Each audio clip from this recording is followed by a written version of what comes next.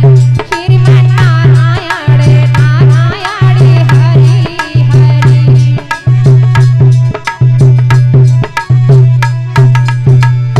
जो इतनी बात कही, गुरुजी निकल नहीं पाए बाहर गुरुकुल से, और जैसे गुरुकुल से थोड़ी बाहर निकले उन्होंने देखा आवाज कैसी आ रही है। दरवाजे पे पहुंच पाए, पहरेदार खड़े हुए थे। कहा देखिए जाके अंदर क्या हो रहा है। और दोनों पहरेदार जैसे ही अंदर आए, देखा कनेक्शन कहां से है महाराज। कहा पहलाद से। श्रीमान नारायण नारायण हरि हरि, भजवन नारायण नारायण हरि हरि। श्रीमान नारायण नारायण हरि हरि, भजवन नारायण नारायण हरि हरि। पहरेदारों ने जाकर के पहलाद को स्पर्श कर लिया, यानी पकड़ लिया। और जैसे पहलाद को पकड़ा तो अब पहरेदार भी शुरू हो गए। कैसे? श्रीमान नारायण नारायण हरि हरि, भजवन नारायण नारायण हरि हरि। श्रीमान नारायण नारायण हरि हरि, भजवन नारायण नारायण हरि हरि। संत और अमर ने देखा कि शोर शराबा अभी भी बंद नहीं है। आखिर बात क्या है? चलो अंदर चल के देखते हैं। जैसे ही गुरुजी आए और गुरुजी ने देखा ये कनेक्शन कहां से है महाराज। देखा कि पहलाद से, तो गुरुजी ने झपट के पहलाद को पकड़ा। और जैसे ही झपट के पहलाद को पकड़ा महाराज, तो अब तो गुरुजी भी शुरू हो गए। कैसे?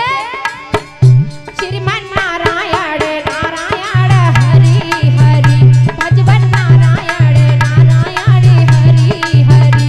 श्रीमान नारायण नारायण हरि हरि, भजवन नारायण नारायण हरि हरि। इतनी तेजी से शोर शराबा हो रहा है।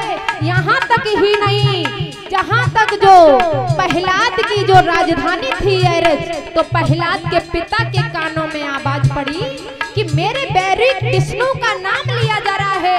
दौड़ा दौड़ा हिरण्यकश्यप आया। कहाँ? गुरुकुल में। और जैसे ही गुरुकुल में देखा कि नारायण का नाम ले रहा है, और गुरुकुल में क्या चल रहा है? श्रीमान नारायण नारायण हरि हरि, भजवन नारायण नारायण हरि हरि। श्रीमान नारायण नारायण हरि हरि, भजवन नारायण नारायण हरि हरि। जैसे ही हिरण्यकश्यप ने आवाज लगाई पहलाद जैसे ही कहा और जमीन में हाथ पटक दिए। पहलाद को स्पर्श नहीं किया। अगर उस समय पहलाद को हिरण्यकश्यप स्पर्श कर लेता तो शायद है कि हिरण्यकश्यप बदल जाता। जमीन में हाथ पटक के बोला, पहलाद ये क्या कर रहे हो?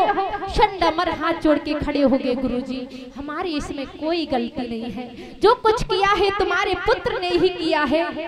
आज हिरण्यकश्यप ने पहलाद की भुजा को पकड़ा और भुजा को पकड़ के आज अपने राज्य में लेकर के गया, सिंहासन के पास में खड़ा कर लिया। कहा बेटा ये तुमने बहुत बड़ी भूल की, तुम्हें नहीं पता है। अरे तुम्हें पता होना चाहिए, ये तुम्हारे बैरी है विष्णु। पहलाद कहने लगे पिताजी भगवान कभी किसी के बैरी हो ही नहीं सकते हैं। हिरण्यकश्यप कहने लगा रे पहले तो मैं राजा हूँ, दूसरी बात तेरा पिता हूँ, क्या हमसे जबान लड़ाएगा? पहलाद कहने लगे पिताजी जो सत्य है तो सत्य कहने में चाहे कोई भी हो डरना नहीं चाहिए। परम पिता परमात्मा तो कोई और है, तुम तो झूठे परमात्मा हो। ऐसा करो पिताजी आप भी भगवान का नाम लेना शुरू हो जाओ। जो इतनी बात पहलाद ने कही, हिरण्यकश्यप क्रोध में आया।